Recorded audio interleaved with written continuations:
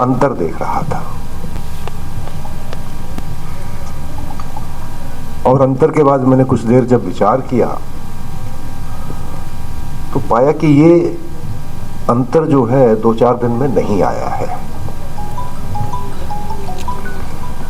ये एक systematic demolition of Indian institutions, एक सुनियोजित भारतीय परंपराओं को निरस्त करने का, खत्म करने का एक प्रयास रहा पिछले 300-400 साल से, जब हम गुलाम थे। तो जब हम शिक्षा में नैतिकता के बारे में बात करना चाहते हैं तो सबसे पहले हमें कुछ चीजें स्वयं माननी पड़ेंगी, खुद को विश्वास करना पड़ेगा कि ये सही है। पाश्चात्य शिक्षा पद्धति ने हमारे को सबसे पहली चीज क्या सिखाई कि हिंदी निकृष्ट है, जो अंग्रेजी में कही जाए वो अच्छी है, और अगर आप हिंदी में बोलते हैं तो शायद आप अशिक्षित हैं। कहीं ना कहीं इसी को अब तक हम स्कूलों में फॉलो करते हैं, सभी विद्यालयों में बच्चों को मोटिवेट करते हैं कि जैसे टीचर आए तो सब लोग खड़े कहें गुड मॉर्निंग सर। मैं अभिवादन के विरोध में नहीं, अभिवादन हर भाषा में अच्छा है, उतना ही प्रिय होता है, लेकिन हमें यह ना लगे कि गुड मॉर्निंग कहने वाला शिक्षित है और नमस्ते कहने वाला शायद कम शिक्षित है। जो हमारे सनातन शिक्षण संस्थान थे, एजुकेशन इंस्टीट्यूट थे, गुरुकुल थे, मैं समझ सकता हूं समाज के विकास के साथ, समाज की प्रगति के साथ शायद उस तरह की परंपरा की पुनः कल्पना करना बहुत ज्यादा उचित नहीं होगा, लेकिन उन संस्थानों में जो अच्छा था उसको तो हम ग्रहण कर सकते हैं। गुरुकुल परंपरा में सबसे पहली चीज क्या थी? समानता का भाव। राजा का बेटा भी और फकीर का बेटा भी एक साथ बैठकर पढ़ते थे। वो व्यक्ति जो शायद पूरे गुरुकुल को लगातार वर्ष भर अन्न दे सकता था, उसको वर्ष भर अन्न देने की अनुमति नहीं थी। गुरुकुल के छात्र को भिक्षा मांगकर अपना भोजन लेना होता था। भिक्षा का तात्पर्य यह नहीं है कि उस समय का समाज उनके लिए एकत्रित करके राशन इकट्ठा नहीं कर सकता था। इसके अंदर एक शिक्षा निहित थी कि जो मन की ईगो है, आत्माभिमान है, अभिमान जो है, उसको खत्म करना है। जब भिक्षुक बन के जाएगा राशन भोजन मांगने के लिए, तो वो उसका ईगो जो उसको हर पल हर कदम पर खराब कर सकती है, उसको वहां पर तोड़ दिया जाता। दूसरी चीज पाश्चात्य सभ्यता ने, पाश्चात्य शासकों ने जो हमारे ऊपर की, वो की कि हमें अपनी संस्कृति पर शर्म आने की ट्रेनिंग दी। हमें बताया गया कि आप झाड़ फूक में यकीन रखते हैं, ओझा में यकीन रखते हैं, ये अवैज्ञानिक है, इसलिए आप पिछड़े हुए हैं। और उन्होंने उसको इतने प्रयत्न से, इतने प्रयास से, इतने जोर से किया कि हम वास्तव में मानने लग गए। झाड़ फूक से क्या होता है? झाड़ा लगवाला। और आज वही पाश्चात्य सभ्यता सजेस्टिव हीलिंग को, रेकी चिकित्सा को मानती है, उसको एक वैज्ञानिक चिकित्सा मांगती है। सजेस्टिव हीलिंग में कुछ नहीं होता, कोई दवाई नहीं देते, सिर्फ बताते हैं कि आप ठीक हो रहे हो, आप ठीक है, और हो गए ठीक। जो हमारा झाड़ फूक करने वाला था वो भी यही करता था, थोड़ी सी राख उठा के कान से घुमा के फेंक दी, चल ठीक हो गया। वो व्यक्ति ने आत्मविश्वास पैदा करता था कि यस, आपका शरीर आपको ठीक कर सकता है, आप में सिर्फ आत्मबल की कमी है, वो मैंने दे दिया।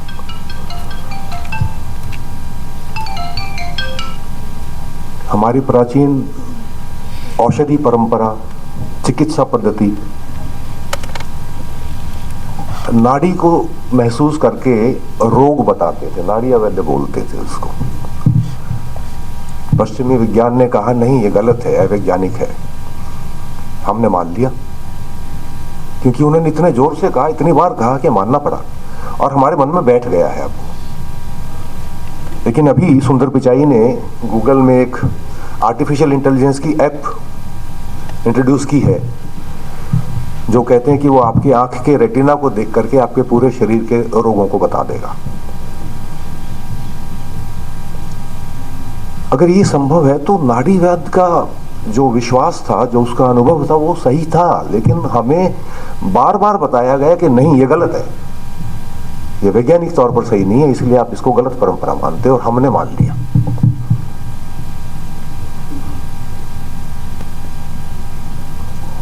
आयुर्वेदिक चिकित्सा, जब हम लोग दादी नानी हल्की सी मुलेठी चबाने के लिए दे देती थी, खांसी हो गई बेटा चूस ले इसको, थोड़ी देर ठीक हो जाएगा, पेट में गैस की शिकायत है, थोड़ी सी अजवाइन भून के दे दी थी। हमारे डॉक्टर तो हमारी दादी नानी थी, माँ थी, रसोई से ही कुछ बना के दे दिया करती थी। पश्चिमी चिकित्सा पद्धति ने कहा नहीं, वैज्ञानिक नहीं है, आपको टेबलेट लेनी होगी, एंटीबायोटिक लेना होगा। और धीरे धीरे हमें यकीन करा दिया कि भारतीय चिकित्सा पद्धति हीन है, श्रेष्ठ नहीं है, और आज वही पश्चिम पूरे जोर से आयुर्वेद की तरफ भाग रहा है। एंटीबायोटिक्स का उनको अब महसूस हुआ कि इसमें कमियां हैं, साइड इफेक्ट हैं, दिक्कत है, जो हमारी परंपरा में नहीं थी। आदमी पहुंची, मुझे एक अनुभव छोटा सा याद आ रहा है। सेना छोड़ने के बाद जब मैं आया था तो बेरोजगार भी था और आगे शिक्षा की भी ललक थी, तो मैंने जेएनयू में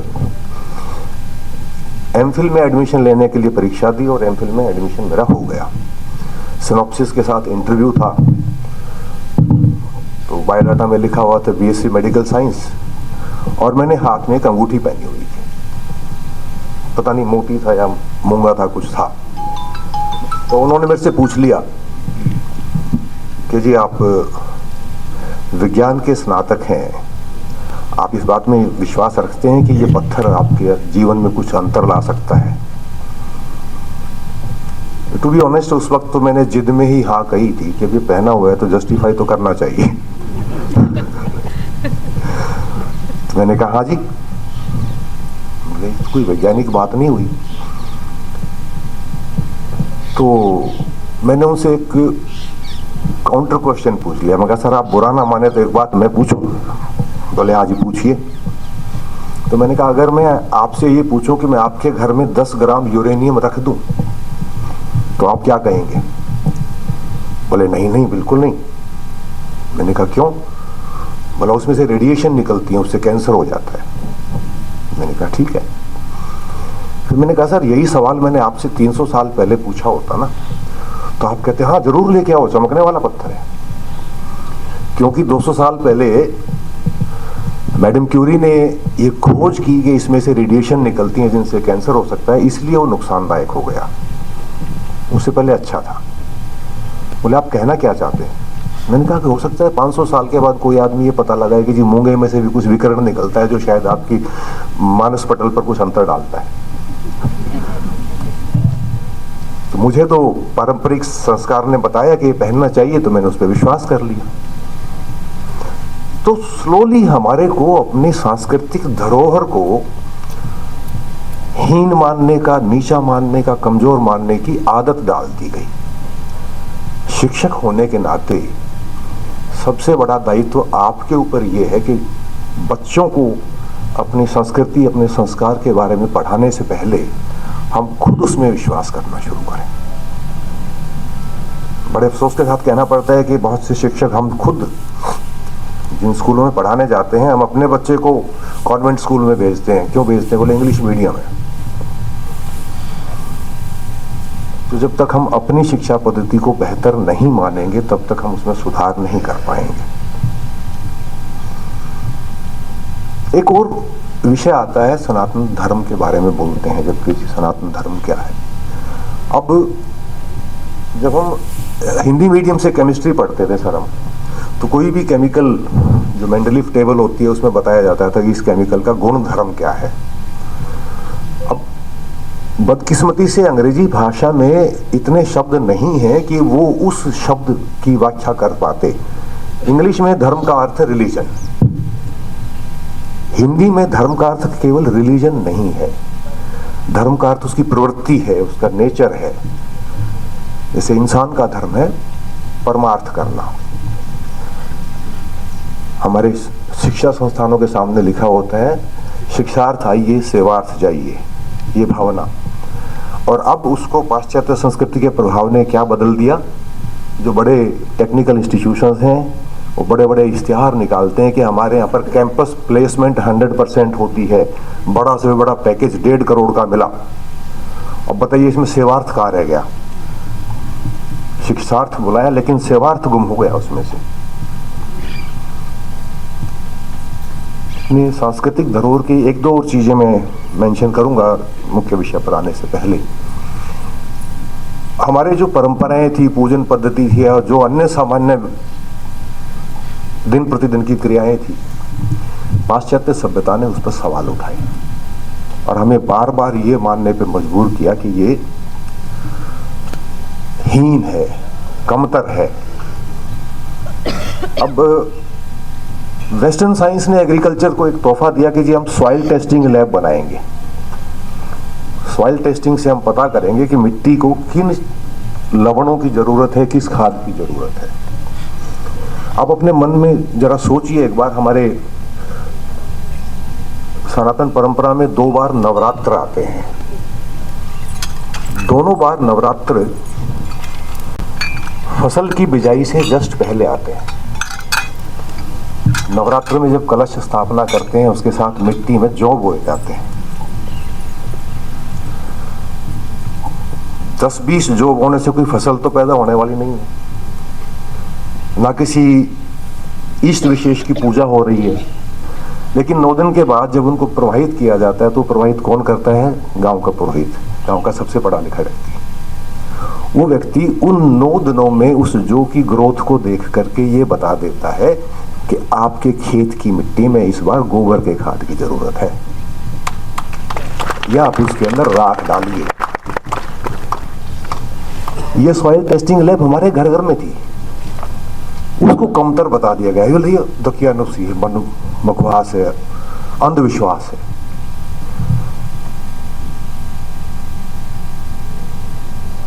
हर 10 साल में सरकार अरबों रुपए खर्च करती है सेंसस पे, जनगणना। सनातन परंपरा में क्या रहा है, जहां जहां भी जो भी मत या विश्वास है, जो हमारे दिवंगत हो जाते हैं परिजन, उनकी अस्थि विसर्जन के लिए लेके जाते हैं, वहां कोई ना कोई एक पुरोहित निश्चित किया गया है जो एक बही में चढ़ा लेता है कि वो गया और परिवार में ये और आ गए। हमारे यहाँ तो जनगणना कुल के अनुसार हर पल उपलब्ध थी और उसके ऊपर कोई खर्च नहीं। जाने वाला व्यक्ति ही उसको कुछ दक्षिणा देके आ जाता था और पूरी व्यवस्था थी। तो हमारी परंपराओं में जो हित छुपा था उसको परंपरा का नाम देकर ढक दिया गया। हर व्यक्ति को एक्सप्लेन करना पॉसिबल नहीं था कि अपने खेत से मिट्टी लाके जो बोएगा तो पता लग जाएगा कि मिट्टी में कमी क्या है। मांगलिक कार्य होते हैं, ब्याह शादी होती है, बच्चा होता है, उसके अंदर शगुन दिया जाता है। घरों में बही खाता होता था एक, उसमें लिखा जाता था फला व्यक्ति ने इतना कन्यादान दिया। और जब उस व्यक्ति के वहां वैसी कोई आयोजन होता था, आमतौर पर प्रयास होता था कि वही देख के उसके दुगना जरूर दिया जाए, नहीं तो उतना अवश्य दिया जाए। पश्चिम कहता है कि हमने इंश्योरेंस स्कीम लगा दी, सोशल इंश्योरेंस। सोशल इंश्योरेंस तो ये था, एक व्यक्ति अपने जीवन काल में जब से उसका बच्चा बड़ा हो रहा है तब तक 20, 30, 50, 100 घरों में शगुन दे के आया हुआ है। जब उसके आयोजन होगा तो इतना तो रिटर्न अश्योर्ड है। किसी अकाउंटेंट की जरूरत नहीं, कोई दफ्तर नहीं खोला, कोई कंप्यूटर नहीं लगाया, हर व्यक्ति अपना हिसाब खुद रखे हुए है। इतनी महान परंपरा को एक पश्चिमी शासकों ने हमें हीन और निकृष्ट मानने पे मजबूर कर दिया। तो सबसे पहले हमें खुद विश्वास करना पड़ेगा कि हम एक बहुत ही विकसित, बहुत ही वैज्ञानिक परंपरा के हिस्से हैं। पश्चिमी पद्धति ने क्या सिखाया हमारे को? हमारे पुराने शिक्षक जब सिखाते थे, बोला आंख में अंजन, दांत में मंजन, नित कर, कान में तिनका, नाक में उंगली, मत कर। कविता की कविता सिखा दी, 4 अच्छी आदतें बता दी। हम सिखाते हैं Jack and Jill went up the hill to fetch a pail of water. अब हमारे वाले ना जैक का पता ना जिल का पता।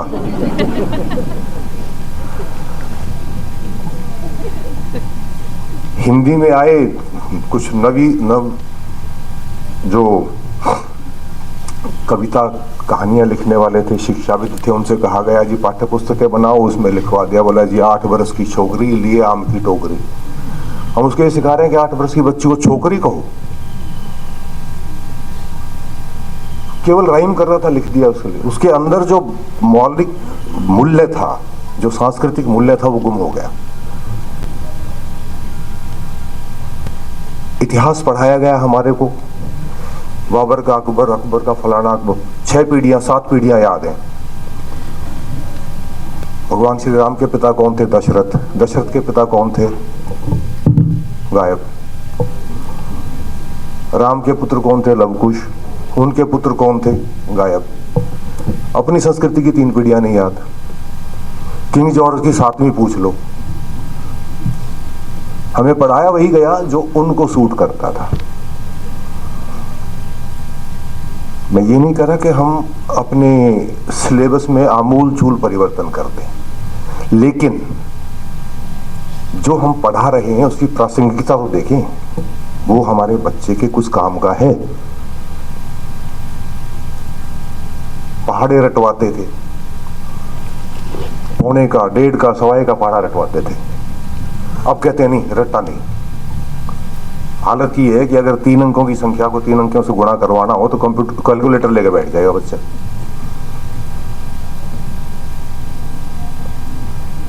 डांट डपट हो जाती थी, हमारे तो डंडे भी लगे हैं। आजकल शायद मना है, मना ही है, शायद नहीं मना है, मैं शायद कहूंगा तो मैं प्रशासक को नाते उलझ जाऊंगा। कॉर्पोरल पनिशमेंट मना है, लेकिन यहां पर आपकी क्रिएटिविटी आगे आ सकती है। शिक्षक होने के नाते आपको, अगर कोई बच्चा गलत करता है, उसको दंड देना है, तो उसको ऐसा दंड दे जो उसको लाभ दे जाए। छोटा सा एक उदाहरण आपको दे देता हूं। कोई बच्चा अगर होमवर्क नहीं करके लाया है, उसको आप बेंच पे खड़ा कर देंगे, अगले दिन उसके पेरेंट्स आके लड़ने लग जाएंगे। उसको लाइब्रेरी में भेज दीजिए, बोलो जाओ 50 पुस्तकें और इनके ऑथर्स के नाम लिख के लाओ। कम से कम एक बार तो पढ़ी, अगली बार याद रखेगा या तो काम करके ले आएगा। हमारे एक टीचर होते थे सर, रमेश था हमारे एक साथ। एक दिन वो होमवर्क नहीं करके लाया तो उससे पूछ लिया, बेटा काम क्यों नहीं किया? बोला जी हमारी भैंस खो गई थी, उसने टोन जा रहे थे। तो हमारे टीचर ने कहा, बोला रमेश, बोला हाँ जी, बोला तू कल से होमवर्क नहीं करके लाएगा, लेकिन एक बहाना लिख के लाएगा, और हर दिन बहाना नया होना चाहिए। जिस दिन रिपीट होगा उस दिन पीटूंगा। 15वें दिन रमेश ने हाथ खड़े कर दिए, बोला गुरुजी काम ही कर लूंगा मैं तो।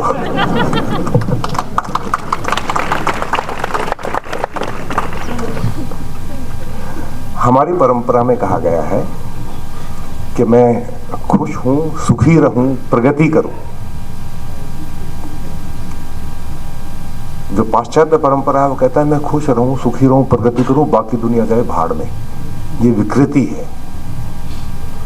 मानव का जो मन है वो कहता है मैं खुश रहूं, दूसरा भी सुखी रहे। ये प्रकृति है। लेकिन जो हम जिस परंपरा से आते हैं, जब मैं भोजन करूं तो मुझे ये एहसास रहे कि मेरा पड़ोसी भूखा तो नहीं है, ये संस्कृति है।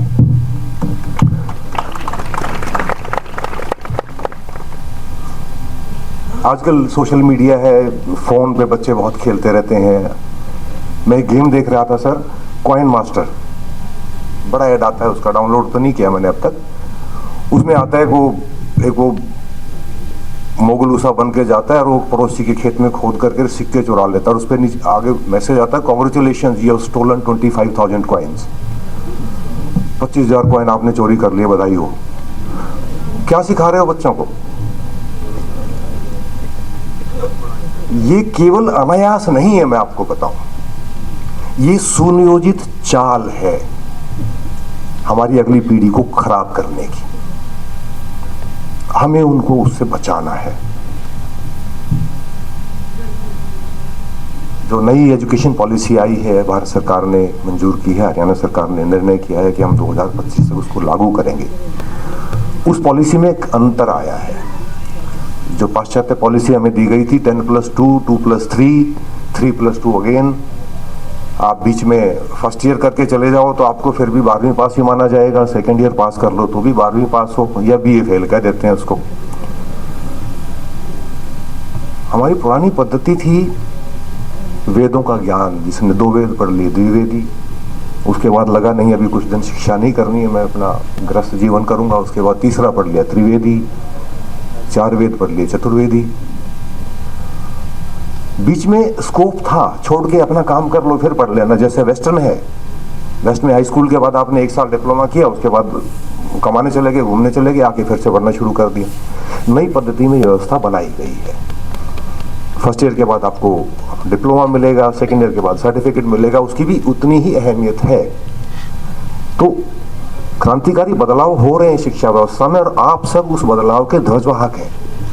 आपने उस परंपरा को, इस बदलाव को अच्छे तरीके से बच्चों तक पहुंचाना है।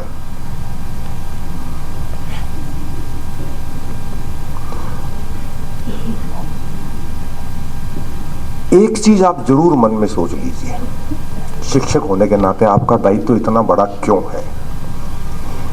घर में कोई इलेक्ट्रॉनिक उपकरण है, वॉशिंग मशीन है, टीवी, फ्रिज, अगर किसी वजह से खराब हो जाए तो उसको ठीक करने के लिए जब जाते हैं तो बाजार में 3 जगह पूछते हैं कि बढ़िया मिस्त्री कौन सा है।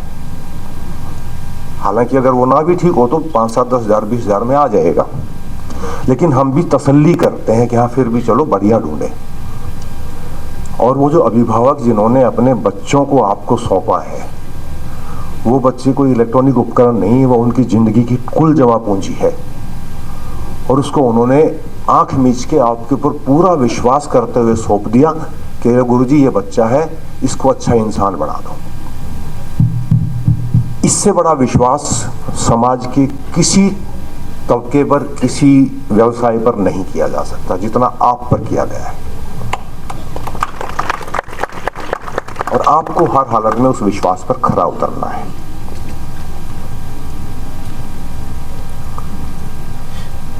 अगर कोई व्यक्ति भूखा हो, उसे आप भोजन करा देंगे तो वो आपका ऋणी होगा तब तक जब तक उसको पुनः भूख नहीं लगती। उसके बाद शायद भूल जाए कि हाँ कल मुझे किसी ने भोजन कराया। किस व्यक्ति के पास वस्त्र नहीं है, अगर आपने उसको कपड़े दे दिए, 4-6 महीने, साल, जब तक वो कपड़े चलेंगे आपको याद रखेगा। कोई बेघर है, अगर आपने कोई छोटी मोटी उसकी झोपड़ी बनवा दी, 10-20 साल जब तक वो उसमें रहेगा आपको याद रखेगा।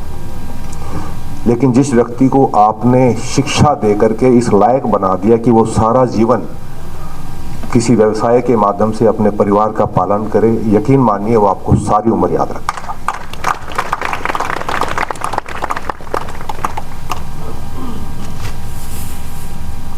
आजकल आईटी में सब लोग गूगल मैप यूज करते हैं। मैप में आता है 300 मीटर के बाद दाहिने मुड़े।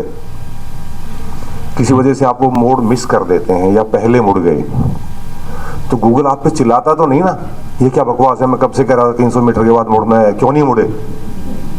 कोई डांटने लगाता। सिर्फ एक लाइन आती है, रीरूटिंग, दोबारा वैकल्पिक रास्ता ढूंढते हैं, पहुंचाना वही है जहां आपने कहा था। इसी तरह से जब बच्चा आपके पास पढ़ने आता है, आपको उसकी मंजिल का पता है।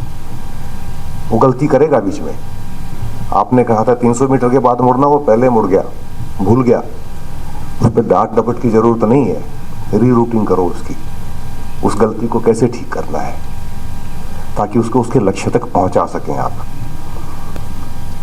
समस्या ये है कि मैं कई बार अपने बच्चों को डांटते हैं, सर मेरे को बोलते हैं, वो कहते पापा आपने 2 साल मेहनत करी इस बात के लिए कि मैं बोलना शुरू करूं, चलना सिखाया, और उसके बाद बाकी सारी उम्र क्या करते रहते हैं, चुप बैठ जा, टिक के बैठ जा। वो यही चाहिए था तो क्यों सिखाया था? हम बच्चों को हतोत्साहित करते हैं सवाल पूछने से। अभी मत कीजिए, वो कितना ही बचकाना सवाल हो, बच्चा है तो बचकाना सवाल ही होगा, लेकिन उनको मोटिवेट कीजिए, पूछो, प्रश्न पूछो। जब एक सेब पेड़ से गिरा था तो एक बच्चे ने सवाल पूछा था कि नीचे क्यों गिरा, थ्योरी ऑफ ग्रेविटी आ गई थी निकल करके। सोच के देखिए, अगर उसने सवाल नहीं पूछा होता तो आज रॉकेट नहीं होता हमारे पास। Let them ask the question. बच्चे का सर्वांगीण विकास तभी होगा जब वो विदाउट डाउट जाएगा, मन में कोई संशय शंका नहीं होगी, तो आपके ऊपर भी विश्वास करेगा, शिक्षा व्यवस्था पे विश्वास करेगा। जैसे अभी धनखड़ साहब कह रहे थे, बहुत तेजी से समय बदल रहा है। आप लोगों के पास मोबाइल फोन भी होंगे, बीच में मैसेज आता है, new update available, system update available computer पे आता है और आप अपडेट कर लेते हैं ताकि वो कंप्यूटर ठीक से काम करता रहे। इसी तरह से आपका व्यवसाय है, आपको बार बार नए अपडेट मिलेंगे, इसलिए आपको डाइट जैसी संस्था में बुलाया जाता है। शिक्षा की कोई नई पद्धति निकल के आई, कोई नया आपको टूल दिया जाएगा, उसको यूज करें। ऑब्जेक्टिव क्लियर होना चाहिए, to make them better citizens.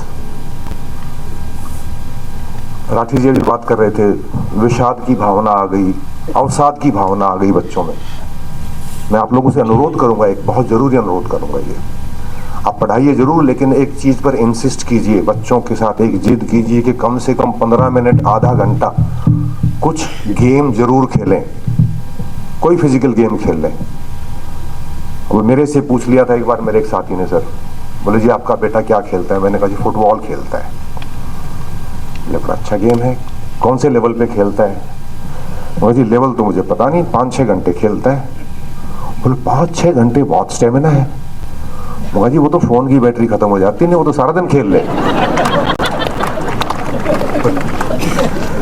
तो मैं गेम खेलने का मतलब मोबाइल वाला गेम नहीं कह रहा हूं, फिजिकल गेम खेलिए, उससे वो बहुत ज्यादा बलशाली या कोई मतलब बॉडी बिल्डर नहीं बन जाएंगे, वो मकसद भी नहीं हमारा। मैं क्यों कह रहा हूं गेम खेलना? खेल से हार को सम्मानजनक तरीके से स्वीकार करने की आदत आती है। जब 2 टीम खेलेंगी तो एक जीतेगी एक हारेगी। समस्या आज के बच्चों में ये हो रही है कि हम उनको हर चीज पे यस किए जा रहे हैं। उसने फला चीज मांगी दे दी, दूसरी चीज मांगी दे दी, तीसरी चीज मांगी दे दी, उसको हार का पता ही नहीं है। जिस दिन जीवन उसे कोई चीज डिनाई कर देता है, उस दिन उसे लगता है कि जीवन खत्म, रेलवे लाइन की तरफ भाग लेता है। ठीक है, वही स्पोर्ट्स का यही रोल है। स्पोर्ट्समैन होगा, लड़ेगा, कुश्ती में आज हार गया तो ये नहीं सोचेगा दुनिया खत्म हो गई, कल कोई बात नहीं, कल देखूंगा भाई। तो फिजिकल गेम का ये उद्देश्य है, आप बच्चे को ये सिखाएं कि हर चीज उसके मन माफिक नहीं होगी। जीवन में बहुत संघर्ष है, लेकिन हार का अर्थ ये नहीं है कि सब कुछ खत्म हो गया। जीवन का संघर्ष उससे आगे शुरू होता है। मैं समझ सकता हूं आपके जो दैनिक कार्य हैं थोड़े थोड़े जटिल होते जा रहे हैं। आपको एक तरफ बच्चों को सिलेबस भी पूरा कराना है, वो भी डीओ साहब बार बार पूछते रहते हैं कितना % सिलेबस हो गया, कितना रह गया। साथ में वो कहते हैं जी वो AIS के ऊपर अटेंडेंस का डाटा भी अपलोड करो। फिर कहते हैं जी सभी बच्चों के आधार कार्ड से भी लिंक कर दो जी। बीच बीच में कभी मैं भी डिस्टर्ब कर देता हूँ जी, वोट बढ़नी है, दोबारा जरा आके संभालो। तो ये एडिशनल दायित्व आते रहेंगे। ये जीवन में हर जगह होते हैं। जब घर में भी आप कुछ काम कर रहे हो तो सडनली पता लगता है आज मेहमान आ गए तो काम बढ़ गया। उसका मतलब ये नहीं है कि जो मुख्य काम है वो गौण हो जाए, वो तो मुख्य रहना चाहिए। और ऐसा नहीं है कि अभी हो रहा है, अदर असाइनमेंट्स जो मिल रही हैं अभी नहीं है। ये पुराने समय से जब से शिक्षा व्यवस्था बनी है, चाहे वो गुरुकुल का आचार्य था, चाहे कोई भी शिक्षक था, वो गांव का प्रमुख व्यक्ति होता था। किसी भी व्यक्ति के घर में कोई समस्या हो जाए तो वो आचार्य जी के पास आते थे, बोले मास्टर जी देखना जरा यह समस्या हो गई। उसका रोल नहीं था, उसको तनख्वाह नहीं मिलती थी उस काम की, लेकिन वो सलाह देता था। तो कुछ कुछ ऐसा ही आपके आज के व्यवसाय में हो रहा है। और आपको मैं बता सकता हूं जितना डिजिटाइजेशन हो रहा है, हमें फिलहाल बर्डन लग रहा है, लेकिन ये आपके काम को सरल बना रहा है। अनफॉर्चुनेटली आप उस जंक्चर में हैं जहां आप इस परिवर्तन के साक्षी बन रहे हैं। ये परिवर्तन पूरा होगा तब आप जरूर इसको महसूस करेंगे कि यस, आपने एजुकेशन सिस्टम को कहीं चेंज किया है। शिक्षा की नैतिकता केवल यही है कि जो कार्य हमें दिया गया है उस मूल कार्य को सदैव याद रखें। अटेंडेंस अपलोड करनी है, काम है, ठीक है, कोई बात नहीं। हमारा मूल कार्य ये है कि जिस अभिभावक ने अपने फूल से बच्चे को, अपने सबसे अमूल्य रत्न को आपको सौंपा है, उसे एक अच्छा नागरिक बनाएंगे। अगर हम इस कसौटी पर खड़े उतरते हैं तो हमारी शिक्षा में पूर्ण नैतिकता है।